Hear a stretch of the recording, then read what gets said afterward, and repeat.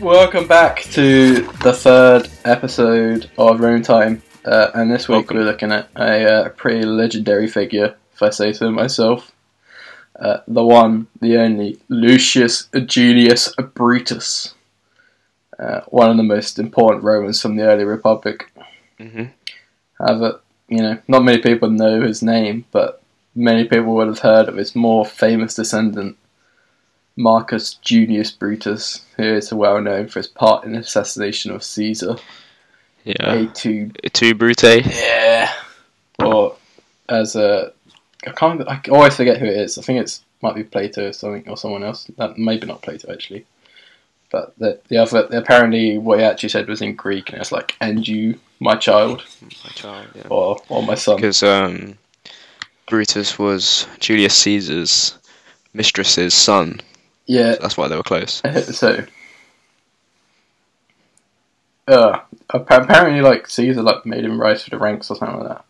But anyway, we're not talking about Marcus here. We're talking about the OG Lucius. So I thought we'd quickly talk about the sources for this just before we get into it. So, yep. The main only real source of this time in history is Livy's Ab Urbe Condita. Yeah.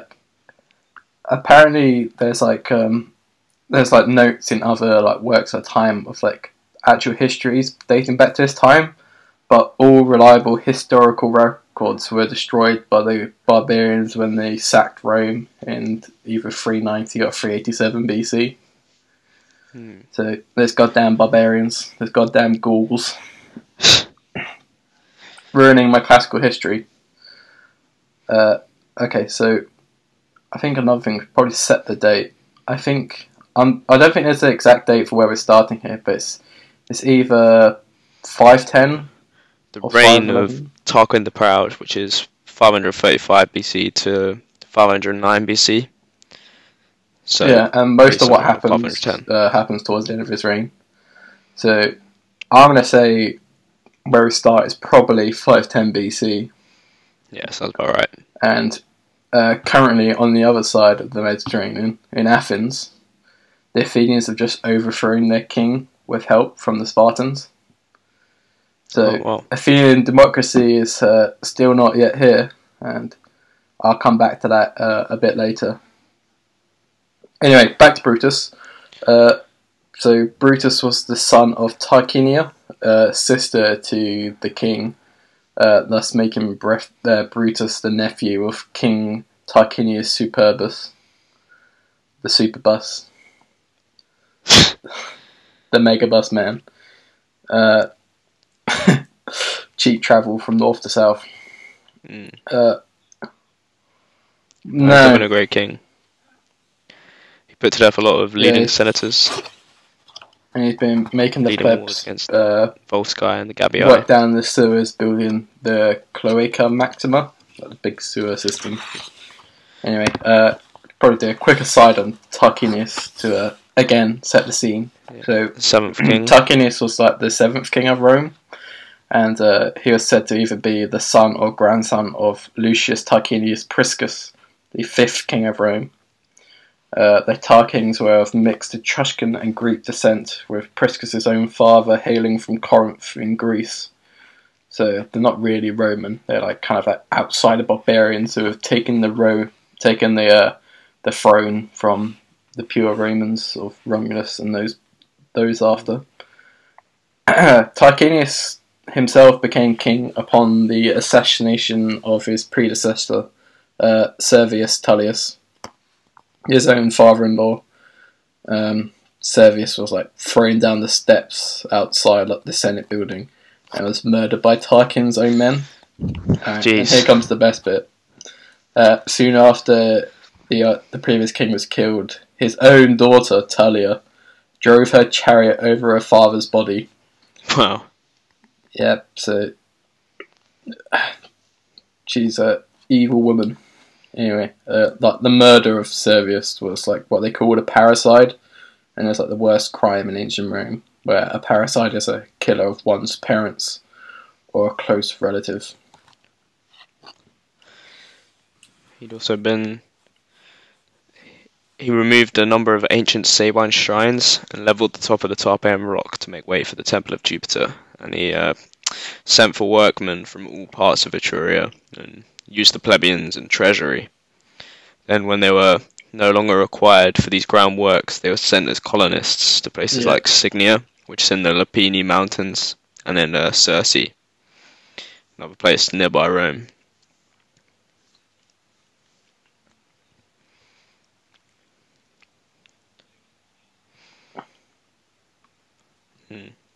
Yeah, so he's been good and bad. He's done a couple of bits, but overall he's been bad to the people, really. Yeah, overall. People not having a great time. So there's not much love for him in Rome, really. So we should probably get back to Brutus. Yeah, it's a bad omen. While this happens, a snake comes out of a wooden column in the palace, and he's quite concerned. Yeah. Talking, yeah. He's like filled with like some terror, and like he knows something's going to happen, some anxious foreboding, and he intends to find the meaning of the omen.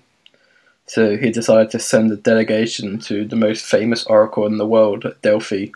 And he wasn't really a trustworthy character, so he decided to send his 2 sons plus his nephew to tag along as like the bumbling idiot. 2 sons are Titus and Aarons, and they leave out Sextus at home. The other one that they brought along with them was a man, Brutus, who was kind of a sly guy, really, because he didn't really want to give his uncle a wish to execute him. So he like deliberately appeared like the appearance of like being a bit of a stupid person, a bit slow-witted. Yeah, because his brother had been killed by Tarquin. Himself and his property to become like the spoil of the king, and he even accepted the surname Brutus, where Brutus in Latin translates directly to English as dullard, so a bit slow-witted. I'm not sure about you, but whenever I read the word dullard, I always think of a black and white cow. Black and white cow. A cow? Yeah. I don't know why, but it's, like some words give you like a picture in your head. Dullard always makes you think of a cow. Strange. Anyway. Yeah, that. So... They get to Delphi. Yeah, which is on the southwestern slope of Mount Parnassus in central Greece above the Peloponnese. Basically, west of Athens, pretty much. Yeah. Might be a bit more towards west, but yeah. Presumably they've just taken a quick boat or a quick ride down to like southeastern Brindisium, Italy, some like kind of Brindisium area, and then got a boat across or something like that, maybe. But yeah, they've travelled from Rome to Delphi, where they followed through their father's instructions, asked about the slippery snake out of the wood, and they weren't quite finished there. Like the 2 princes decided that they wanted to find out which one of them shall be king at Rome, so they asked the oracle, the Pythia, and the Pythia in like a booming voice replied from the cavern, "The highest power at Rome shall be his, young men, who shall be first among you to kiss his mother." So... Yeah. So the brothers decide to draw lots to determine who's going to kiss their mum when they get back, and they keep Sextus out of this, and they keep him in the dark. That's how they interpret this message anyway, but Brutus kind of knows better, and he kind of plays dumb and pretends to fall over and kisses the ground because, as we know, the earth is, of course, the common mother of us all. Yeah, he falls over, slaps his lips against the earth, takes a big bite of dirt, and then, like, the two princes are looking like, look at this idiot. Now, what's he doing? I think Brutus is just munching dirt on the ground. This guy. Anyway, he was acting it out. Brutus knew that Gaia was the mother of all living things on Earth. So he's kind of hedging his bets a bit here. Yeah, so trying to get in on the oracle's talk. So anyway, they return back to Greece, and sometime after the events of Delphi, Rome, I think, yeah. During the siege of Ardea, the leaders of the siege, it was a pretty boring siege by the sounds of it. There's not much happening. The Ardeans were behind big walls, and like the Romans just having to build their encampments and starve them out. So the leaders of the Roman camp were drinking in the quarters of Sextus Tarquinius, the other son to the king who wasn't at Delphi. Where there was also Tarquinius Catinus and many other leaders who were also guests. And like the subject of wives came up, and they all like chatted like, "Oh, I've got the best wife. He's got the best wife. No, I've got the best wife." But anyway, Catinus was having none of it because he said there was no need to talk about it, for his wife was excelled. No wife was excelled by his own wife, Lucretia. Apparently, Lucretia was the best, according to Catinus. So, the best part about this, they decided to see if all this was true. So, all these guys got on a horse and rode back to Rome, or Clatia, which is just outside Rome, I believe. And I can imagine it like they all like outside the building, all looking through a window, just like looking at Lucretia through a window, like, "Oh yeah, Catinus, yeah, you are really true. She is something special." Anyway, at that moment, Sextus Tarquinius was, he wanted some of that himself. Yeah. So without pretty dastardly guy. Yeah. It was a bit of a how should I say it, predator. Yeah. So he wanted some of what Catinus was getting. Yeah.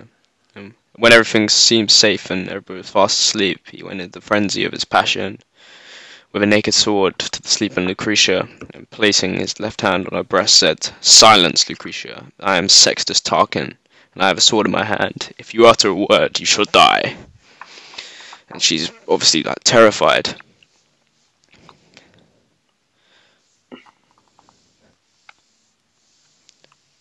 But she's having none of it at the moment. She's a strong-willed woman. But Tarquin, Sextus, realising that he's not getting any far, he goes the next step, goes the next mile, and he says to her, "If you don't sleep with me, then I'll kill my slave and lie naked in your bed next to your dead body." Jeez. And that was it for Lucretia, because that would have been like a total destruction, not only her honour, but her husband's honour and their children. Yeah. Her husband. She couldn't let that happen, so she was overcome by Sextus's lust and let herself be taken by him. Yeah. And then she sends word to her father in Rome, who is Superbus Lucretius, and he comes with Publius Valerius. Catinus comes with Catinus is her husband, and she also sends a letter to her husband and her dad. Yeah, and he comes with Lucius Junius Brutus. Yeah. She explains what happens. So they ask her. She says, like, "It's all well." No. Yeah. What can be well with a woman when her honour is lost? The marks of a stranger, Catinus, are in your bed, but it's only the body that's been violated. The soul is pure. Death shall bear witness to that. But pledge me your solemn word that the adulterer shall not go unpunished. It is Sextus Tarquin, who, coming as an enemy instead of a guest, forced from me last night by brutal violence a pleasure fatal to me, and if you are a man, fatal to him. So they all pledge their word to bring Sextus to justice. She says it's for you to see that he gets his deserts. Just deserts, which is presumably from the translation in the early 1900s, late 1800s. Well, she also says that she cannot acquit herself of the sin, so she hopes that she won't get any punishment, and that the time should come that every unchaste woman should live through the example of Lucretia, and taking a knife, which she concealed beneath her dress, she plunged it into her heart, sinking forward upon the wound, and she died. Jeez. And a wail for the dead was raised by her husband and her father. Sad. Like she's redeemed the family's honour by killing herself, I guess. Yeah. Hoping. Great cost. Like,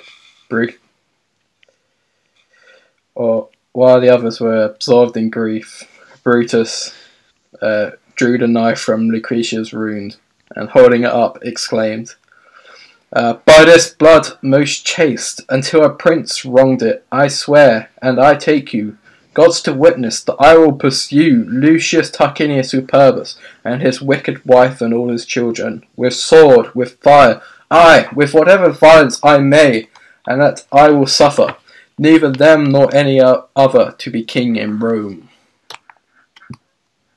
Will not suffer, yeah. They're fed up of the entire system, and they're going to overthrow the tyranny of the rulers of Rome.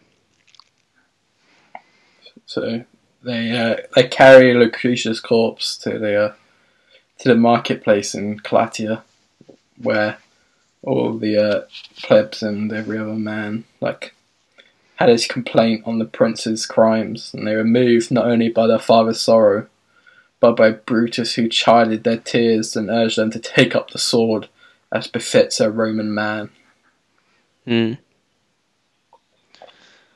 Some of them stayed to hold Calatia, but the main force marches to Rome, with Brutus in command. Yes. They reach Rome, and similar thing happens, like a crowd draws. Brutus gives a big speech. Okay. And luckily, Brutus held the position of tribune of the Celeres, and which kind of gave him a bit of political power. And he, as you said, he made a great speech in a forum where he inflamed the people and brought them to destroy the king's authority and exile the king and his family. Yeah. And the plebs have been kind of suffering from clearing out sewers and ditches, and he goaded the multitude to strip the king of his sovereignty and banish Tarquin. Yeah. Although, bad news has wings, and this news travelled fast to the king in the camp at the siege, which was still going on apparently, and he decided to set out to Rome to put down the revolt. However, Brutus, being the actual genius that he is, decided to go the other way towards the camp, around the king, because he perceived that the king would come that way. And he made it to the camp, where he was received with rejoicings in the camp, and the sons of the kings were driven out of it by the soldiers. And Tarquin wasn't having a great time himself, because when he got to Rome, the gate was barred, and his exile was shouted out from the gateway, I guess, whatever's on top of the gate. I want to say palisade, but I think that's completely something else. Anyway, I always think of this scene like the scene from Monty Python Holy Grail, like the French dude just like blowing raspberries and shits. Yeah. I shall taunt you a second time, Tarquin. And yeah. Yeah.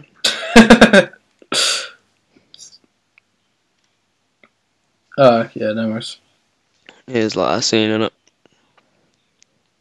So he's exiled, and two of his sons flee to Caere among the Etruscans. Yeah, and Sextus goes to Gabii and he gets killed there for revenge for all his sins. By the people of that city as well. Mm. So the kings had ruled Rome for 244 years, and then that's it, they're done. Yeah, They get replaced by the elections. The Republic of Rome has been founded.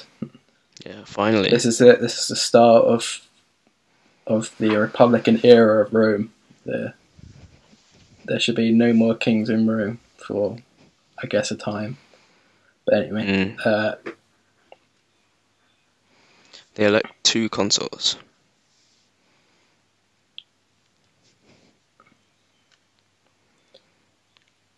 Yep. So you have Lucius Junius Brutus and Lucius Tarquinius Superbus as the first 2. Brutus would be the first one to hold the fasces, the bundles of sticks. And basically, he'd get the power for the first term, because in Roman consulship, they shared the power between them. Like, both consuls didn't hold power at the same time. So otherwise, like, if both consuls could hold power at the same time, then they'd both like team up on like the city. But that's what they hope to try and avoid by making it so only one consul had power at once. So anyway, Brutus, with the power, decided to rebuild the state. So he made the people of Rome take an oath to never allow a king back within her walls. And he also brought back the strength of the Senate to 300. Conscripti. He made these up of the middle class of Rome, which is the equites, where the name comes from, horsemen. Yeah. Equite. Equites. And also, because the king usually had the religious power, or like he was the head of the Roman religious state, like the religion in Rome. So they couldn't just get rid of religion as a whole. So they created a new title that one person could hold, that held all the power of like the religious, like sacrifices and appeasing the gods and stuff. And they called this the Rex Sacrorum, the king of the sacred, which was like a powerful title in Rome, pretty much, along with like the Pontifex Maximus, which would soon come up, and also like the Flamens, like the Flamandialis, and etc. etc. However, the people weren't too pleased with Claudius being in power. No, his name, because it's unpopular. Yeah, they couldn't trust him. Brutus, like one Senate meeting, tried to persuade Claudius to resign, and he said to Claudius, "The people are convinced that monarchy will only depart when those bearing the name Tarquin depart as well." So, Claudius, after being persuaded by his own father-in-law and Brutus, decided to resign as consul, and he was replaced by Publius Valerius Publicola as consul. However, no one expects the king just to let his kingdom be taken so quickly. He's still out there. He still has some power, and there are still those within Rome who wish to see the return of the king.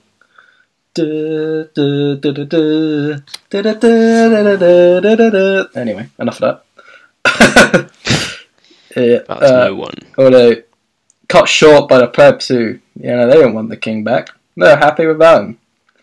Yeah. So the royal family didn't know how to live in a private station. They still had land and stuff, and they still had the house and stuff and other stuff, and the conspiracy began within Rome involving the Vitellii and the Aquilii brothers.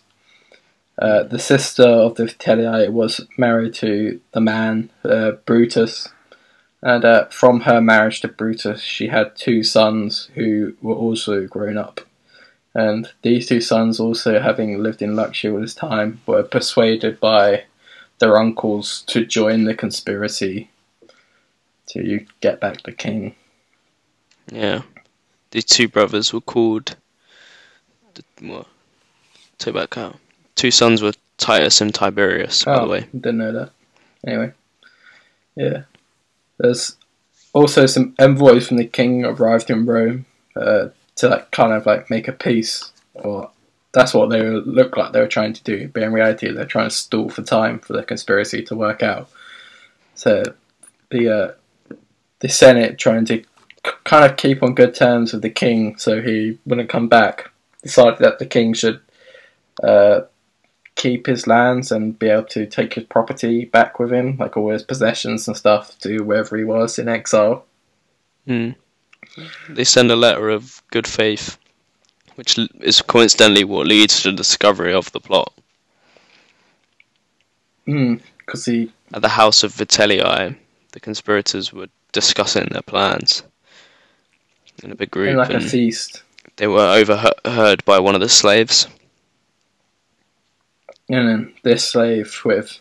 Yeah, there's one rule in doing a conspiracy.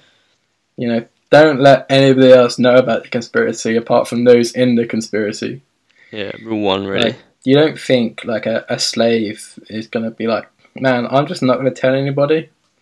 Where, I've heard this stuff, I'm just not going to say anything. Where, he knows that if he takes it to the consul, he's going to get a pay rise. Probably not a pay rise. A slave has everything to gain and nothing to lose. Yeah. He's going to die one way. So he takes his news to the two consuls, who act quickly and arrest the traitors and put them in chains. Yeah. And then the Senate goes back on its promise so they don't restore property anymore, and they decide to give it to the plebs. The plebs loot the royal property, and the traitors were condemned and punished. However, the power of the consulship imposed on the father the duty of carrying out the penalty on his own sons. The man who should not have even witnessed the scene was the one fortune had chosen to be the executioner. So I like to think of Brutus as the first Judge Dredd. Yeah. He was the judge, the jury, and the executioner. But he wasn't just killing random people, he was killing his own sons. Which, that's not something they should... that's not something they should put on a father's shoulders, really. So he has to choose between his family and the Republic. Brutus chooses the Republic. Goes with the Republic. The Republic is all Brutus. Brutus is more about the Republic. I will say as well, I know we recorded this twice now, but second time. Random chat about it, but worth saying that film Dread, the new great. One. Yeah. I really like the original with Sylvester Stallone as well. Oh yeah.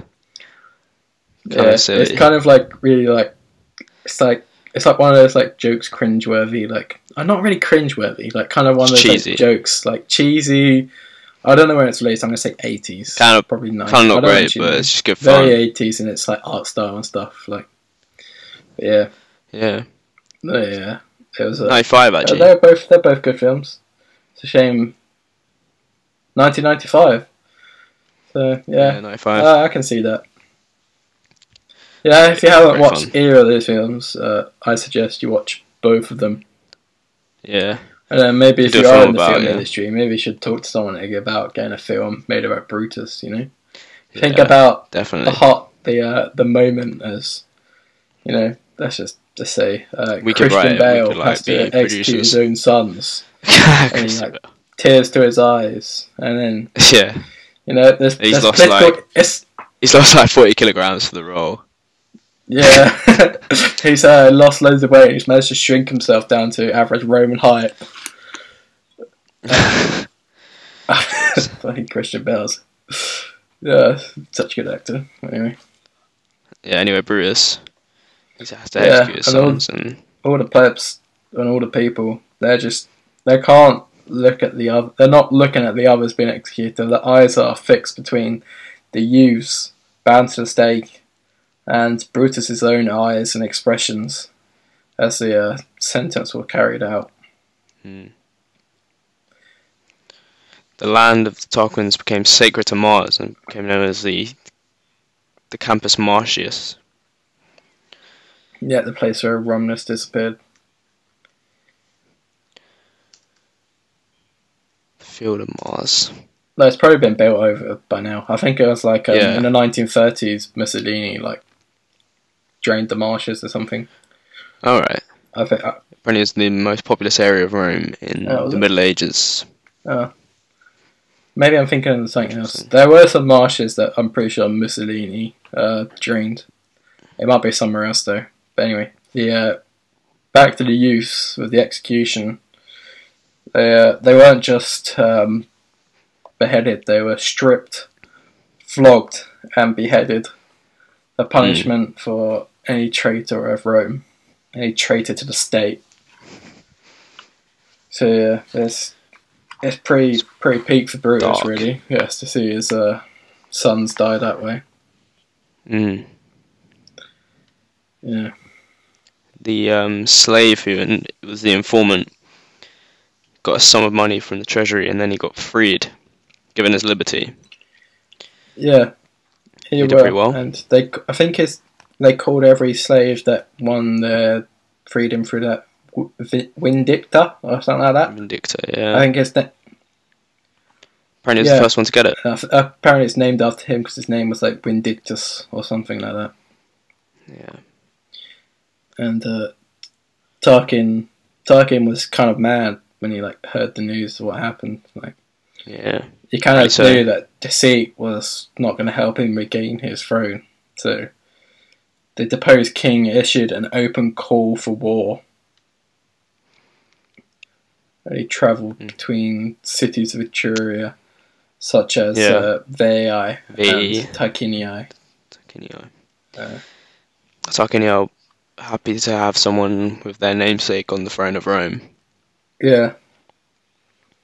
So they join armies. They've got a big army to face up against Brutus. He raises the legions and he marches out to meet the deposed king. And the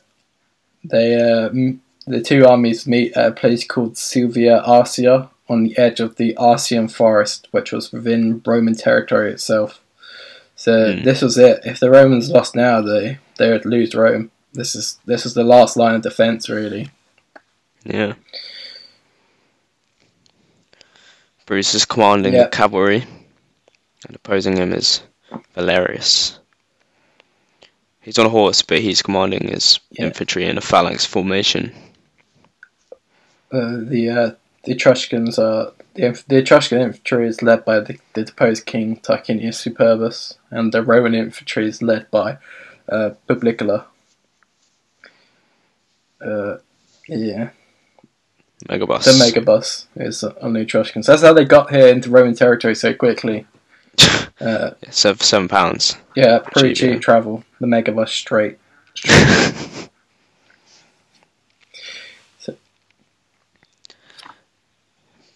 Brutus and Valerius. Both sides sent their cavalry to kind of scout it out. It just so happens that Aaron's Tarquin, he managed to see the lictors around the consul, and he knew that the consul was coming his way. Yeah. And when he recognised Brutus and his features, he was incensed. He spots him and says, "That is the man who drove us from our country. See him proudly advancing, adorned with our insignia. Ye gods, avengers of kings, aid me." He digs his spurs into his horse and rides straight for the consul. And Brutus himself, honour bound to fight with his men, turned his horse and countercharged towards the prince.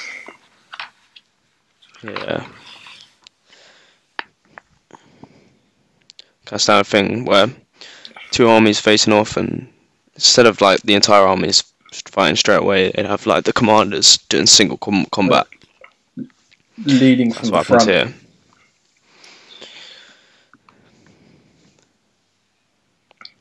They don't even think about defending themselves. They just have their spears out, like charging straight for each charging other. with their spears raised, with no thought for their own health. The spears of both riders struck each of their shields with such force that they shattered, impaling each other on the other's spear, and they both tumbled from their horses in death. Wow. There goes Brutus. Only at the start of the battle. He gives his family and himself to the Republic of Rome. Meanwhile, there's still a battle about to begin raging on around him. Soon after, the cavalry start fighting. And the infantry as well join the battle as well. Rome's just lost their greatest leader. They want they want to get some back on these filthy barbarians. Yeah. So the people of VI fought Rome before, and they were pretty used to losing to them. So the Romans were like hitting them back. The Tarquinians hadn't fought them before, and they held their ground and even pushed back against the Romans. The fight was going back and forth, pretty even. Neither side could gain an advantage. The balance of the battle began to change when the Veientes, as you said, were accustomed to losing against the Romans. Their morale broke, and they were put to flight. However, like the Tarquinii still held their ground. And the fighting raged on through the rest of towards the end of the day and towards the evening. And as the day reached the evening, Tarquin, kind of fearing that he would be surrounded by the Romans and destroyed, disengaged from battle and left by night for Etruria. Yeah, see you later. So, the battle, Rome is saved. The battle was over. Saved. However, many dead on both sides lay dead on the field of battle, including Rome's first consul, Lucius Junius Brutus. Man,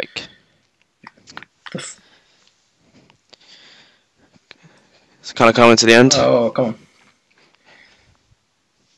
They're going to celebrate the victory and collect the spoils and return in a triumph to Rome. They found his body and they hold a big, magnificent funeral for him. Yet the passing of Brutus was honoured far more by the grief of Rome herself.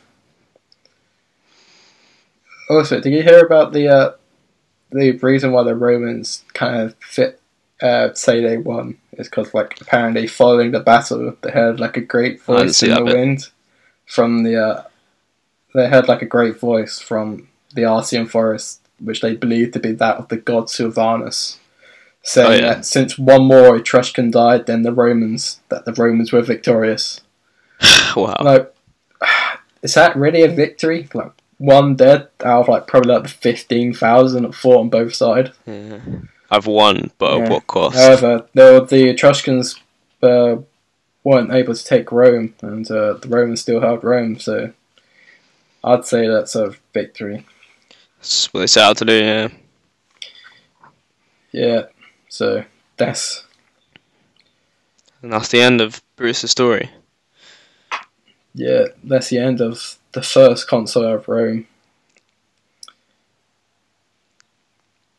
Yeah. Rome's a republic now. 509 1 BC. year before the founding of Athenian democracy with, what's his name? I can't remember the guy. Callisthenes, that's it. After Callisthenes overthrew the tyranny of the oligarchy in Athens during this year and next year. So the Roman Republic was actually founded before democracy in Athens. Wow. Just about. Literally both happening at the same time. What's the chances? Must have been some ancient aliens or something like that spreading democracy. Yeah, that's the That's the beginning of the Republic of Rome, which will last for about 300 or 400 years until the reign of Caesar, Gaius Julius Caesar, who never actually calls himself emperor. Actually, he always no, it's a dictator for life. Yeah, and like same with Augustus after him. That they don't actually Augustus and the original Caesar never refer to themselves as emperor.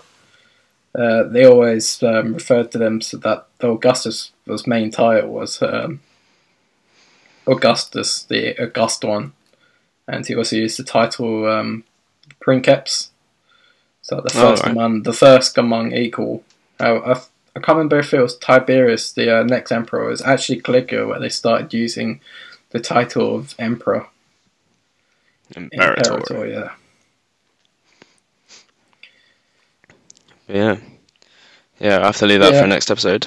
That's Or another episode. Cover the Republican period. A few other episodes.